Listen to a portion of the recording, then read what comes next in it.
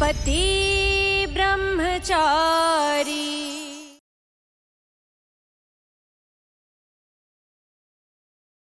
ಸೂರಜಣ್ಣ ನಿಮ್ಮ ಅಪ್ಪನ ಜೊತೆ ಕೆಲಸ ಮಾಡ್ತಾರಲ್ಲ, ಅವರೇ ನಂಗಿದೆಲ್ಲ ಹೇಳಿದ್ರು. ನಂಗೆ ಗೊತ್ತು ನೀವು ಆರವ್ನ ತುಂಬಾ ಪ್ರೀತಿ ಮಾಡ್ತೀರಾ ಅಂತ. And I am sure Aarav ತುಂಬಾ ಮಿಸ್ ಮಾಡ್ಕೋತಾನೆ ನಿಮ್ಮನ್ನ.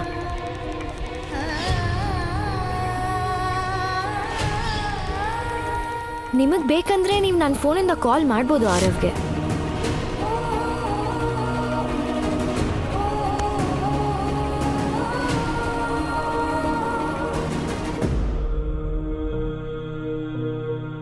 ಕಾವ್ಯಕ್ಕೆ ಫೋನ್ ಮಾಡಲಾ?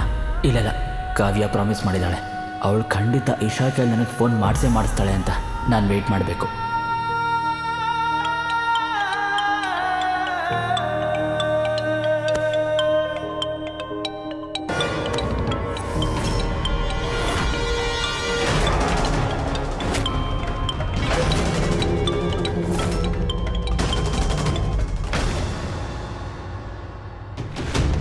ಕಟ್ ಮಾಡಿದ್ರು. ಪರವಾಗಿಲ್ಲ, ಇನ್ನೊಂದು ಸ್ವಲ್ಪ ಬಿಟ್ಟು ಟ್ರೈ ಮಾಡೋಣ. ನನ್ನ ಮಗ ತನ್ನ ಕಾಲ ಮೇಲೆ ತಾನೇ ನಿಂತಿದ್ದಾನೆ. ಇವನು ನನ್ನ ಹಳೆಯ ಆರವ್. ನಿನಗೆ ಈಗ ಯಾರ ಸಪೋರ್ಟ್ ಅವಶ್ಯಕತೆ ಇಲ್ಲ. ಎಸ್ಪೆಷಲಿ ಆ ಕೇರ್ ಟೇಕರು, ಅದೇ ನಿನಗೆ ಕಾಲ್ ಮಾಡ್ತಿದ್ಲಲ್ಲ, ಅವಳ ಹೆಸರೇನಂದೆ? ಕಾವ್ಯ. ಅವಳೆ. ಅವಳು ನಿನ್ನ ಸೇವೆ ಮಾಡೋಕ್ಕಂತ ಅಷ್ಟೇ ಕೆಲಸಕ್ಕೆ ಇಟ್ಕೊಂಡಿದ್ದಾಗಿತ್ತು. ಅಂಥ ಚಿಲ್ಲರೆ ಜನರನ್ನ ಹತ್ರ ಬಿಟ್ಕೊಳ್ಳೋ ಅವಶ್ಯಕತೆ ಇಲ್ಲ. ಅಪ್ಪ, ಐಸ್ ಕ್ಯೂಬ್ ಆಯ್ತು. ಅರೆ ವಾ, ದೊಡ್ಡಮ್ಮ ನೀರ್ ತಗೊಳ್ಳಿ, ಟ್ಯಾಬ್ಲೆಟ್ ತಗೊಳಕ್ಕೆ. ಇದರಿಂದ ನೋವು ಕಮ್ಮಿ ಆಗತ್ತೆ. ಹಾ, ಮತ್ತೆ ಓಡಾಡಂಗೆಲ್ಲ ಇಲ್ಲ. ನೀವ್ ಎಷ್ಟು ಓಡಾಡಿದೀರಾ ಅಂದ್ರೆ ಮಂಡಿಯಿಂದ ಪಾದದವರೆಗೂ ಸ್ವೆಲ್ಲಿಂಗ್ ಬಂದಿದೆ. ಅತ್ತೆ, ನಾನು ಹೇಳೋ ಮಾತು ನೀವು ಕೇಳ್ತಾನೆ ಇಲ್ಲ. ನಾಳೆ ಖಂಡಿತ ನೀವು ಚೆಕಪ್ಗೆ ಬರಲೇಬೇಕು ನನ್ನ ಜೊತೆ. ಅಮ್ಮ, ಕಾಲ್ ತೋರಿಸಿ ಪ್ಲೀಸ್. ನಿಲ್ಲೋ. ಮನೇಲಿ ಇಷ್ಟು ರಂಪಾಟ ಮಾಡಾದ್ಮೇಲೆ ಐಸ್ ಹಚ್ಚಕ್ ಬಂದಿದ್ಯಾ? ಈಗೆಲ್ಲ ಏನ್ ಹಾಳು ಮಾಡಿದ್ಯೋ ಅದಕ್ಕೆ ಎಷ್ಟು ದುಡ್ಡಾಗತ್ತೆ ಅಂತ ಸ್ವಲ್ಪ ಗೊತ್ತಾದ್ರೂ ಇದೆಯಾ? ಈಗ ಈ ಥರ ಎಲ್ಲ ಬೆಣ್ಣೆ ಹಚ್ಚಕ್ ಬರಬೇಡ ನೀನು. ಅಮ್ಮ, ಐಸ್ ಇಡೋದು ತುಂಬಾ ಇಂಪಾರ್ಟೆಂಟು. ಇಲ್ಲ ಅಂದ್ರೆ ಮಂಡಿ ಸ್ವೆಲ್ಲಿಂಗು ಕಮ್ಮಿ ಆಗಲ್ಲ, ನೋವು ಕಮ್ಮಿ ಆಗಲ್ಲ. ನೋಡು, ಅದಕ್ಕೆ ಅವರು ಏನು ಆಸೆ ಪಡ್ತಿದ್ರು, ನೀನೀಗ ಅದನ್ನೇ ಮಾಡ್ತಾ ಇದೀಯಾ. ಅದಕ್ಕೆ ತುಂಬಾ ದಿನದಿಂದ ಆಸೆ ಪಡ್ತಿದ್ರು. ಸೂರಜ್ಗೆ ಮದುವೆ ಮಾಡಬೇಕು, ಸೊಸೆ ಕೈಲಿ ಸೇವೆ ಮಾಡಿಸ್ಕೋಬೇಕು, ಐಸಲ್ಲಿ ಮಸಾಜ್ ಮಾಡಿಸ್ಕೋಬೇಕು. ಇದೇ ಸೇವೆ ತಾನೇ ಅಲ್ವಾ ಅದಕ್ಕೆ? ನಾನು ತುಂಬಾ ಖುಷಿಯಿಂದ ಕಾಯ್ತಾ ಇದ್ದೀನಿ ಮನೆಗೆ ಸೊಸೆ ಯಾವಾಗ ಬರ್ತಾಳೆ, ನನ್ನ ಸೇವೆ ಯಾವಾಗ ಮಾಡ್ತಾಳೆ ಅಂತ. ನನಗೆ ಅರ್ಶನದ ಹಾಲ್ ಜೊತೆಗೆ ಮಾತ್ರೆ ಯಾವಾಗ ಕೊಡ್ತಾಳೆ ಅಂತ. ಆಮೇಲೆ ಈ ತಲೆಗೆ ಎಣ್ಣೆ ಹಚ್ಚಿ ಮಸಾಜ್ ಮಾಡ್ತಾಳೆ, ಕೈಕಾಲು ಒತ್ತುತ್ತಾಳೆ. ಏನಾಯ್ತು? ಏನ್ ಯೋಚಿಸ್ತಾ ಇದೀಯಾ? ಸೇವೆ ಮಾಡಮ್ಮ.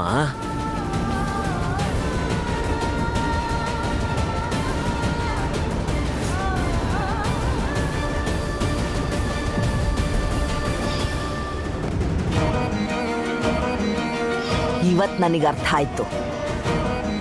ಭಗವಂತನ ನ್ಯಾಯದಲ್ಲಿ ಇದಕ್ಕೆ ನಿಮಗೆ ಶಿಕ್ಷೆ ಆಗ್ಬೇಕು. ನಾನು ನಿಮಗೆ ಇದೇ ಕ್ಷಣ 4 ದಿನಕ್ಕೆ ಸಸ್ಪೆಂಡ್ ಮಾಡ್ತಾ ಇದ್ದೀನಿ. ಮತ್ತೆ ಈ 4 ದಿನದ ಸಂಬಳ ಕೂಡ ನಿಮಗೆ ಸಿಗಲ್ಲ. ಮನುಷ್ಯನಿಗೆ ಅವನ ಕರ್ಮಗಳ ಫಲ ಇದೇ ಜನ್ಮದಲ್ಲೇ ಸಿಗತ್ತೆ. ಒಂದು ಟೈಮ್ ಇತ್ತು, ನಾನೀ ಹುಡುಗಿ ಮುಂದೆ ಐಸ್ ಕೋಲ್ಡ್ ವಾಟರ್ ಹಿಡ್ಕೊಂಡು ನಿಲ್ತಿದ್ದೆ. ಆದರೆ ಇವತ್ತು ಇದೇ ಹುಡುಗಿನೇ ನನ್ನ ಕಾಲಿಗೆ ಐಸ್ ಮಸಾಜ್ ಮಾಡ್ತಿದ್ದಾಳೆ. ಇವತ್ತು ನೋವಲ್ಲೂ ತುಂಬ ನೆಮ್ಮದಿ ಸಿಕ್ತು, ಅಲ್ಲೂ ಮತ್ತಿಲ್ಲೂ. ನನ್ನ ಶಾಪ ತಟ್ಟದಲ್ಲೇ ಬಿಡ್ಲಿಲ್ಲ.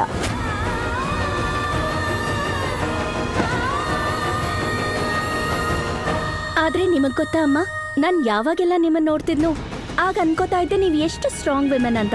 ನಿಮ್ ಫ್ಯಾಮಿಲಿ ಜೊತೆಗೆ ನಮ್ ಫ್ಯಾಮಿಲಿನ ಕೂಡ ನೀವು ಸಂಭಾಳಿಸ್ತಾ ಇದ್ರಿ. ನಾನು ಅನ್ಕೋತಿದ್ದೆ ನಿಮ್ಮಿಂದ ನನಗೆ ಕಲಿಯೋದಕ್ಕೆ ಏನಾದ್ರೂ ಖಂಡಿತ ಸಿಗತ್ತೆ ಅಂತ. ನನಗೂ ನಂಬಿಕೆ ಬಂತು, ಮನ್ಸಾರಿ ಏನಾದ್ರೂ ಕೇಳಿದ್ರೆ ಆ ಆಸೆ ಖಂಡಿತ ನೆರವೇರುತ್ತೆ. ನಾನು ನಿನ್ನ ಚೆನ್ನಾಗಿ ಅರ್ಥ ಮಾಡ್ಕೊಂಡಿದ್ದೀನಿ. ಸಮಯಕ್ಕೆ ತಕ್ಕ ಹಾಗೆ ಬೆಣ್ಣೆ ಹಚ್ಚಿ ಮಾತಾಡೋದು ನಿಂದು ತುಂಬ ಹಳೆ ಅಭ್ಯಾಸ.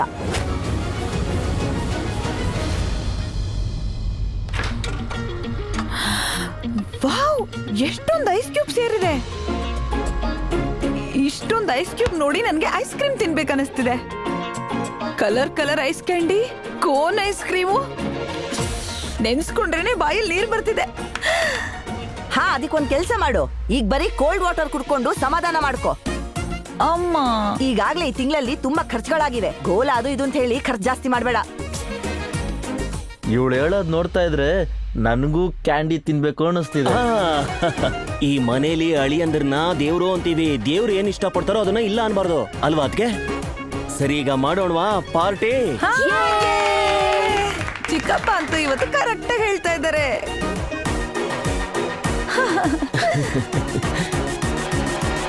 ಕ್ಯಾಂಡಿಗೆ ಬೇಕಾಗಿರೋ ಫ್ಲೇವರ್ಸ್ ನಾನ್ ತರ್ತೀನಿ. ಮನೇಲೆ ಐಸ್ ಕ್ಯಾಂಡಿ ಮಾಡ್ಕೊಳ್ಳೋಣ. ಇದರಿಂದ ಬಜೆಟ್ ಕಡಿಮೆ ಆಗುತ್ತೆ, ಆರೋಗ್ಯನೂ ತುಂಬಾ ಚೆನ್ನಾಗಿರುತ್ತೆ. ಮತ್ತೆ ಆ ಐಸ್ ಕ್ಯಾಂಡಿ ರೆಸಿಪಿ ಇಂಟರ್ನೆಟ್ ಅಲ್ಲಿ ಸಿಗುತ್ತೆ. ಬನ್ನಿ ಬನ್ನಿ ಬನ್ನಿ ಬನ್ನಿ, ಹುಡ್ಕೋಣ ಬನ್ನಿ. ಈ ಮಹಾರಾಣಿ ಯಾವಾಗಿಂದ ಈ ಮನೆ ಕಾಲಿಟ್ಲೋ ಲಕ್ಷ್ಮಿ ಅಮ್ಮನ ಕಾಲು ನಿಲ್ತಾನೇ ಇಲ್ಲ.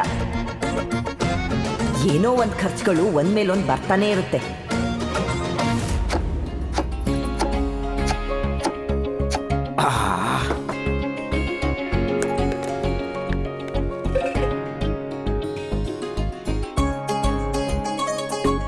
ಕೊಡಿಯಪ್ಪ, ನಾನು ಟ್ರೈ ಮಾಡ್ತೀನಿ. ಇಲ್ಲ ಇಲ್ಲ ಇಲ್ಲ ಇಲ್ಲ, ಬೇಡ ಕಣಮ್ಮ.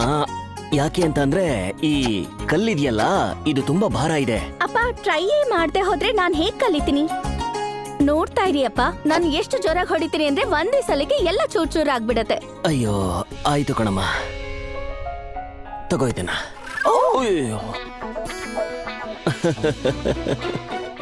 ನಾನು ಹೇಳ್ದೆ ಅಲ್ವಾ ಭಾರ ಇದೆ ಅಂತ.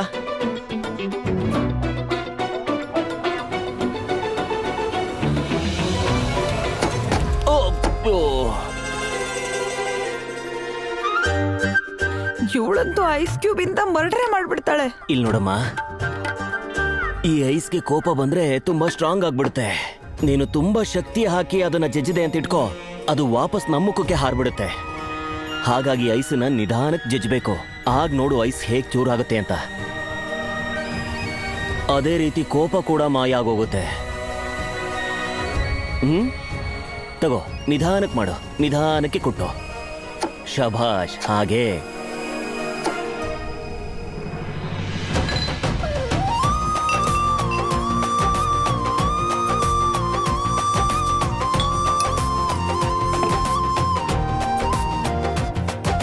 ಕಾವ್ಯ ಪುಟ, ನಿನ್ಗೆ ಯಾವ ಫ್ಲೇವರ್ ಬೇಕಮ್ಮ? ಕಲಕಟ್ಟ. ಸರಿ ತಗೋ. ಅಲ್ಲಲ್ಲ, ಆರೆಂಜ್ ಬೇಕು. ಆರೆಂಜ್ ಇಲ್ಲ, ಕಲಕಟ್ಟ. ಅಯ್ಯೋ, ಒಂದು ಹೇಳಮ್ಮ. ಕಾವ್ಯ, ನೀನ್ ಎರಡನ್ನೂ ತಗೋ. ನನ್ ಕಡೆಯಿಂದ ಗ್ರೇಪ್ಸ್ ಮತ್ತೆ ಅಪ್ಪನ್ ಕಡೆಯಿಂದ ಆರೆಂಜ್. ನಮ್ಮ ಹತ್ರ ತುಂಬಾ ಫ್ಲೇವರ್ಸ್ ಇದೆ.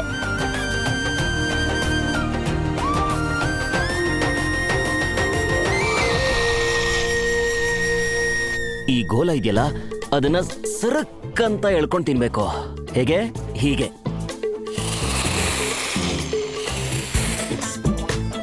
ಹೀಗೆ. ಒಂದ್ ನಿಮಿಷ. 1 2 3.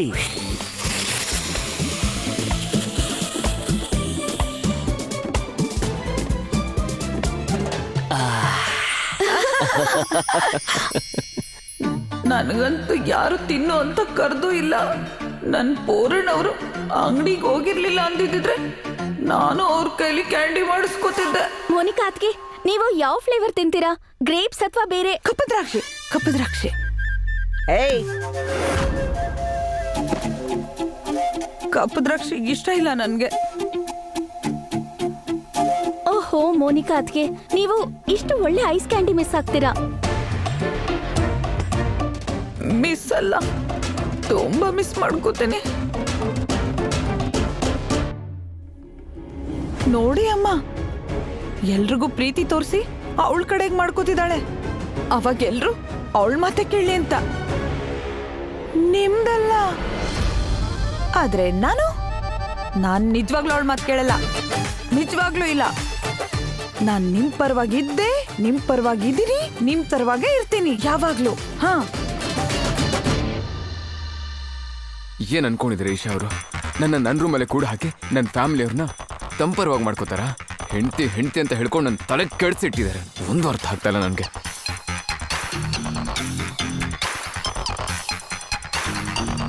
ನನ್ನ ತಲೆ ಇವಾಗಲೇ ಹಾಳಾಗಿದೆ ಬಂಟಿ. ನನಗೆ ಐಸಿಂದೆಲ್ಲ ಸಮಾಧಾನ ಸಿಗಲ್ಲ. ಸುಮ್ಮನೆ ಹೊರಟು ಹೋಗಿಲ್ಲಿಂದ. ಬಂಟಿ ಅಲ್ಲ, ಹೆಂಡತಿ.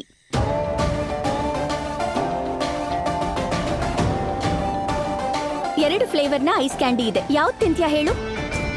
ಚೆನ್ನಾಗಿ ಹೀರಿ ತಿನ್ಬೇಕು. ನನ್ನೇನು ಚಿಕ್ಕ ಮಗು ಅಲ್ಲ ಲೋಟ ಅಡ್ಡ ಇಟ್ಕೊಂಡು ತಿನ್ನೋದಕ್ಕೆ. ಆದ್ರೆ ಅಲ್ಲಿ ನೋಡು, ಅಪ್ಪನೇ ಎಷ್ಟು ಮಜವಾಗಿ ಹೀರಿ ತಿಂತಾ ಇದ್ದಾರೆ.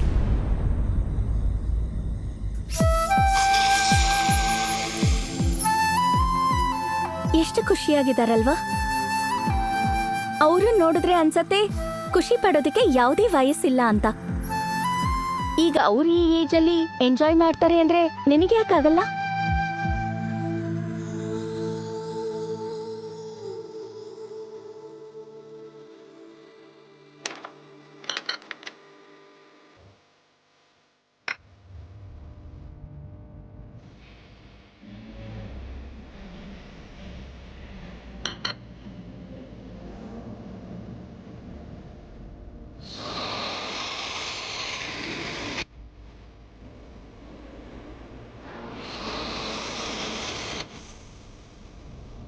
ನೋಡಿ, ಈ ತರ ಸೌಂಡ್ ಮಾಡ್ಕೊಂಡು ಯಾಕೆ ತಿಂತಾ ಇದ್ದೀರಾ ನೀವು? ಸೌಂಡ್ ಮಾಡದೆ ತಿನ್ನೋದಕ್ಕಾಗಲ್ವ ನಿಮ್ಗೆ? ಇಲ್ಲ, ಸೌಂಡ್ ಮಾಡದೆ ತಿಂದ್ರೆ ಮಜಾನೇ ಬರಲ್ಲ. ನಿಜವಾದ ಟೇಸ್ಟ್ ಅಂತೂ ಹೀರ್ಕೊಂಡು ತಿನ್ನೋದ್ರಲ್ಲಿದೆ.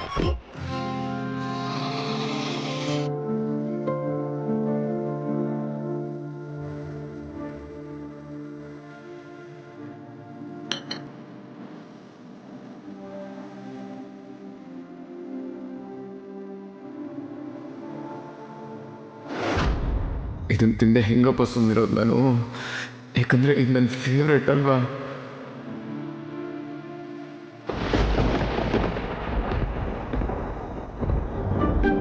ನೀವು ಸುಮ್ಮನೆ ಬಾಯಿಗೆ ಬಂದಂಗೆ ಏನೇನೋ ಮಾತಾಡಬೇಡಿ. ಇದನ್ನ ನೆಕ್ಕಿದ್ರು ಅಷ್ಟೇ, ಚೀಪ್ಕೊಂಡು ತಿನ್ಲು ಅಷ್ಟೇ. ಇದರಲ್ಲಿರೋ ಟೇಸ್ಟ್ ಯಾವುದೇ ಕಾರಣಕ್ಕೂ ಬದಲಾಗಲ್ಲ. ಕೊಡಿ, ನಾನು ತಿಂದು ತೋರಿಸ್ತೀನಿ ನೋಡಿ ಇವಾಗ.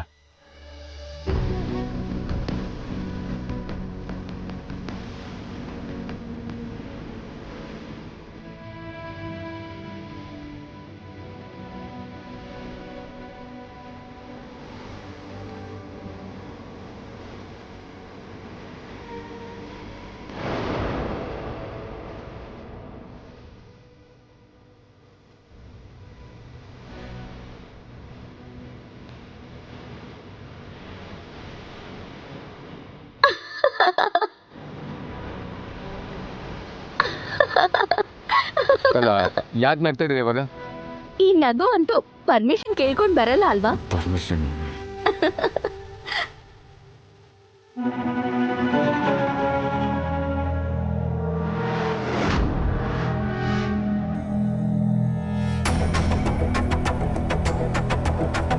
ಮೋನು ಬಾಬು, ಈ ತರ ಬಚ್ಚಿಟ್ಕೊಂಡು ಏನ್ ಸಂಚಾಗ್ತಿದ್ಯಾ? ಸ್ವಲ್ಪ ಇರಿ, ಆಮೇಲೆ ನಿಮ್ಗೆ ಗೊತ್ತಾಗತ್ತೆ.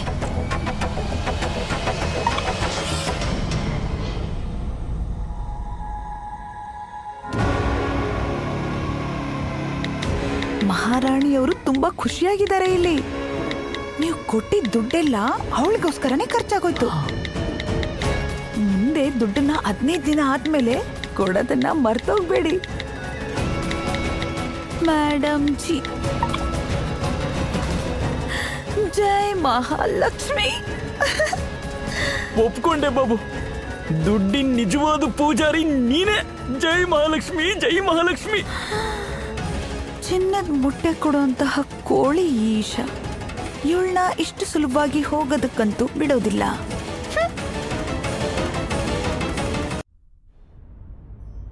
ಹೇ, ಎಷ್ಟು ಖುಷಿಯಾಗಿದ್ದಾಳಲ್ವಾ ನಮಿಷಾ? ಹಾ ಅತ್ತಿಗೆ, ನಾನು ಆ ದಿನಕ್ಕೋಸ್ಕರ ಕಾಯ್ತಾ ಇದ್ದೀನಿ. ಯಾವತ್ ಈಶಾ ನನ್ನ ಕಾಲ್ ಮೇಲೆ ನಿಂತಿರೋದನ್ನ ನೋಡ್ತಾಳೆ. ಮಗಳೇ, ಅಪ್ಪ,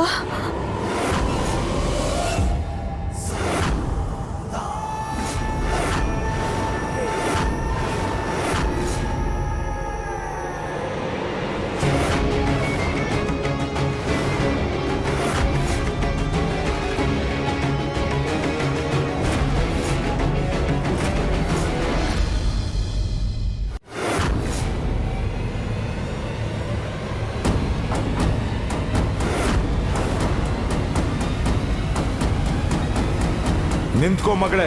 ನೀನ್ ಪ್ರೆಗ್ನೆಂಟ್ ಇದೆಯಾ? ಬಗ್ಬೇಡ, ನಾನು ಎತ್ಕೋತೀನಿ.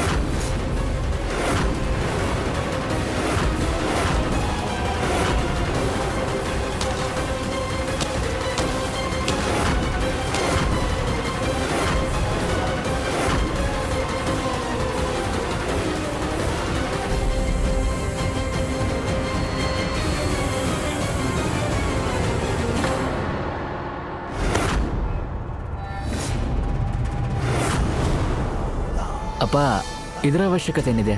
ಈಗ ಈ ಕೆಲಸ ನಾನು ಕೂಡ ಮಾಡ್ಬೋದಲ್ವಾ? ಮಗಳೇ, ಅಮ್ಮ ತಗೊಂಡು ಬಂದಿದ್ದಾರೆ ಈ ಔಷಧಿನ ನಿನ್ಗೋಸ್ಕರ ಅಂತ. ಆದ್ರೆ ದಿನ ಬೆಳಗ್ಗೆ ತಗೊಳ್ಬೇಕು. ಇದರಿಂದ ನಿನಗೆ ಗಂಡು ಮಗುನೇ ಆಗುತ್ತೆ. ಹಾ, ಈ ವಂಶದ ಕುಡಿ, ಈ ವಂಶದ ವಾರಸದಾರ.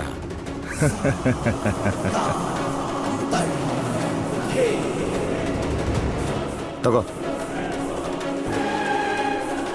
ಆಮೇಲೆ ಖುಷಿಯಾಗಿರು, ಚೆನ್ನಾಗಿ ರೆಸ್ಟ್ ತಗೋ. ಯಾಕಂದ್ರೆ ನನಗೆ ಹುಟ್ಟೋ ಮೊಮ್ಮಗಂಗೆ ಯಾವುದೇ ತೊಂದರೆ ಆಗಬಾರ್ದು. ನಾನು ಎಲ್ರಿಗೂ ಹೇಳಿದ್ದೀನಿ ನಿನ್ನನ್ನು ಚೆನ್ನಾಗಿ ನೋಡ್ಕೋಬೇಕು ಅಂತ.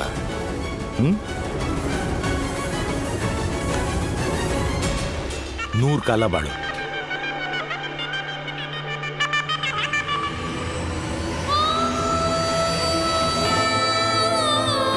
ನಾನು ಪ್ರೆಗ್ನೆಂಟ್ ಆಗಿದ್ದೀನೇನೋ. ಈ ಸುಳ್ಳಿನ ಜೊತೆ ದಿನ ದಿನ ಬದುಕೋದು ತುಂಬಾ ಕಷ್ಟ ಆಗ್ತಾ ಇದೆ ನನಗೆ. ತುಂಬಾ ಕಷ್ಟ ಆಗ್ತಾ ಹೋಗ್ತಿದೆ.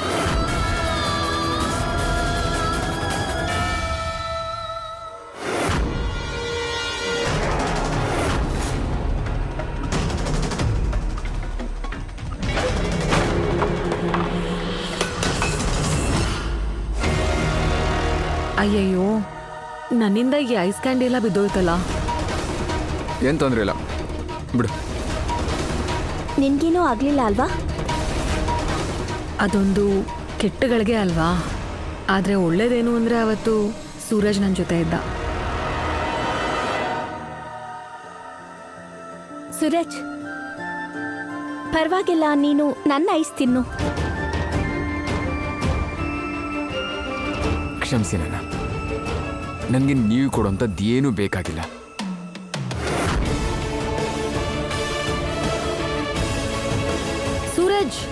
ಸೂರಜ್ ನನ್ನ ಮಾತು ಕೇಳು. ಧೈರ್ಯ ಕಳ್ಕೋಬೇಡ ಈಶಾ. ಒಂದಿನ ಸೂರಜ್ ನಿನ್ನ ಖಂಡಿತ ಚೆನ್ನಾಗಿ ಮಾತಾಡಿಸ್ತಾನೆ.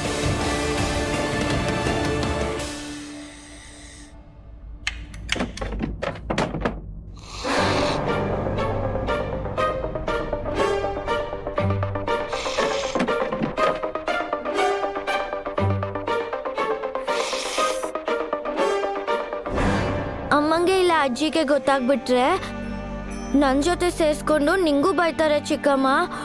ಅವರಿಬ್ರಿಗೂ ನಾನು ನಿನ್ನ ಜೊತೆ ಇರೋದೇ ಇಷ್ಟ ಇಲ್ಲ. ಏನು ಮಾಡೋದು? ನನ್ನಿಂದ ನೀವು ಬಯಸ್ಕೊಂಡ್ರೆ ನಂಗೆ ತುಂಬ ಬೇಜಾರಾಗುತ್ತೆ. ನೀನು ಐಸ್ ತಿಂದೆ ಹೋದ್ರೆ ನನಗೂ ಬೇಜಾರಾಗತ್ತೆ. ತಿನ್ನು.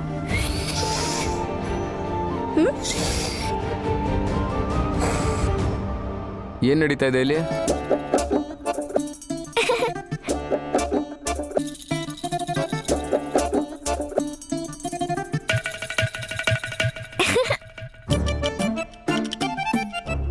ಏನೂ ಇಲ್ವಲ್ಲ? ಹಾ ಚಿಕ್ಕು, ಏನೂ ಆಗಿಲ್ಲ. ಚಿಕ್ಕಮ್ಮ ಮಾಡ್ಕೊಟ್ಟಿದ್ ಗೋಲಾರನ ನಾನು ತಿಂದೇ ಇಲ್ಲ ಚಿಕ್ಕಪ್ಪ. ಹೌದಾ? ತರ್ಲೆ ನನ್ನ ಮಗನೇ. ಬಾ ನೋಡಲ್ಲಿ, ಇಬ್ರು ಮೂತಿ ಮೇಲೂ ಒಂದೇ ಟೈಮಲ್ಲಿ ಒಂದೇ ಬಣ್ಣ ಇರೋಕೆ ಹೇಗೆ ಸಾಧ್ಯ? ದೂರದಿಂದ ಯಾರೇ ನೋಡಿದ್ರು ಹೇಳ್ತಾರೆ ನೀವಿಬ್ರು ಒಂದೇ ಐಸ್ ಕ್ಯಾಂಡಿನ ಹಂಚ್ಕೊಂಡು ತಿಂದಿದ್ದೀರಾ ಅಂತ.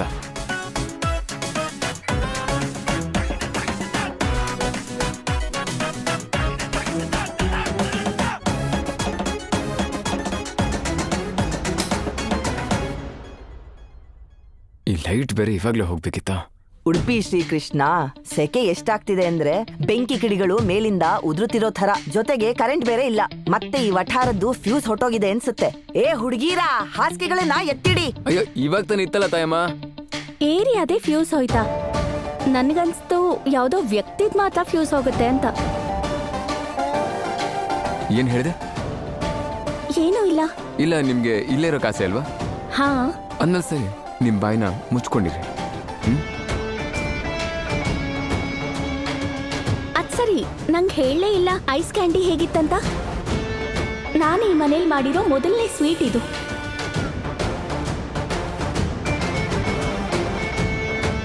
ಒಂದ್ ನಿಮಿಷ, ನಾನು ಐಸ್ ಕ್ಯಾಂಡಿ ತರ್ತೀನಿ. ಇವನು ಕೂಡ ಪೂರ್ತಿಯಾಗಿ ತಿನ್ಲಿಲ್ಲ, ಸೊ ನೀನು ಕೂಡ ತಿಂದ್ರೆ ಇವನು ತಿನ್ಬೋದನ್ಸತ್ತೆ. ನಾನು ಈಗಲೇ ತಗೊಂಬರ್ತೀನಿ.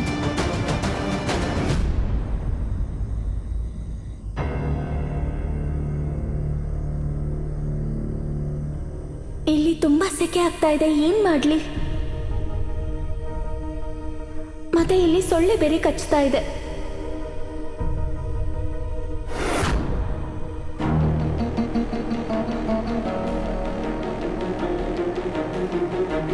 ಎಲ್ಲರೂ ಮಲಗಿದ್ದಾರೆ, ಆದರೆ ನನಗೆ ತುಂಬಾ ಸೆಕೆ ಆಗ್ತಾ ಇದೆ. ನಾನು ಟೆರೆಸ್ಗೆ ಹೋಗ್ಬಿಡ್ತೀನಿ.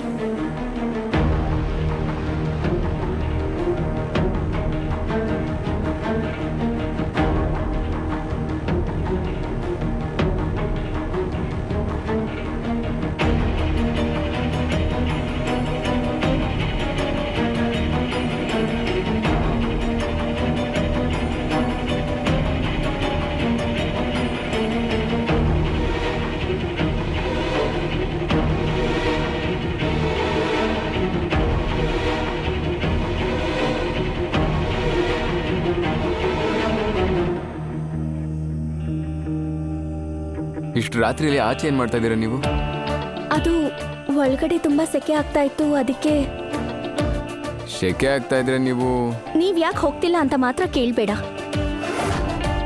ನಾನು ಇಲ್ಲಿಂದ ಹೋಗಲ್ಲ. ಆದ್ರೆ ನಿಜ ಹೇಳ್ತಾ ಇದ್ದೀನಿ, ನನಗಂತೂ ಸೆಕೆ ಆಗ್ತಿದೆ. ಸರಿ ಬನ್ನಿ ನನ್ನ ಜೊತೆ. ಎಲ್ಲಿಗೆ? ಬನ್ನಿ, ನಿಮಗೆ ಗೊತ್ತಾಗುತ್ತೆ. ಬನ್ನಿ.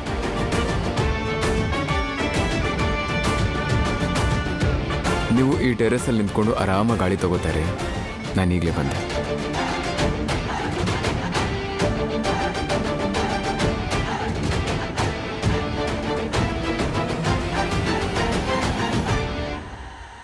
ಸ್ವಲ್ಪ ದಾರಿ ಬಿಡಿ ಇವಾಗ.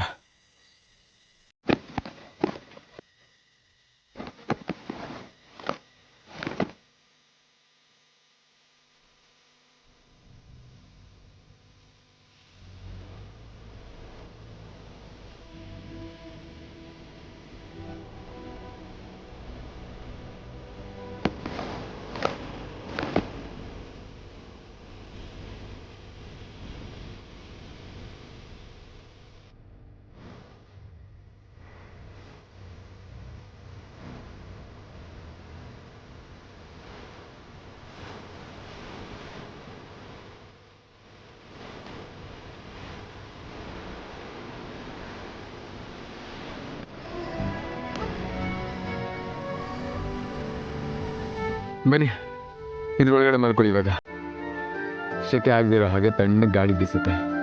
ಮಲ್ಕೊಳ್ಳಿ. ಥ್ಯಾಂಕ್ ಯು ಸೋ ಮಚ್, ನನಗೋಸ್ಕರ ಇಷ್ಟೆಲ್ಲ ಮಾಡಿದ್ದಕ್ಕೆ. ನಿಮಗೋಸ್ಕರ ಅಲ್ಲ, ರಾತ್ರಿ ಪದೇ ಪದೇ ಎದ್ದು ಮಲಗಿರೋರಿಗೆಲ್ಲ ಡಿಸ್ಟರ್ಬ್ ಮಾಡ್ತಾ ಇದ್ರಲ್ಲ, ಅದಕ್ಕೆ. ಅಪ್ಪ ಮೊದಲೇ ನಿದ್ದೆ ಮಾಡೋದು ಕಡಿಮೆ, ಅವ್ರಿಗೆ ಡಿಸ್ಟರ್ಬ್ ಆಗಬಾರ್ದು. ಬನ್ನಿ ಮಲ್ಕೊಳ್ಳಿ.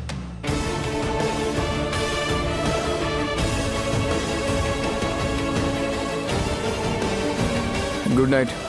ಎಲ್ಲಿ ಹೋಗ್ತಿದ್ಯಾ? ಐ ಮೀನ್, ಒಬ್ಳೇ ಇರೋದಕ್ಕೆ ನಂಗೆ ಭಯ ಆಗತ್ತೆ. ಪ್ಲೀಸ್ ಹೋಗ್ಬೇಡ.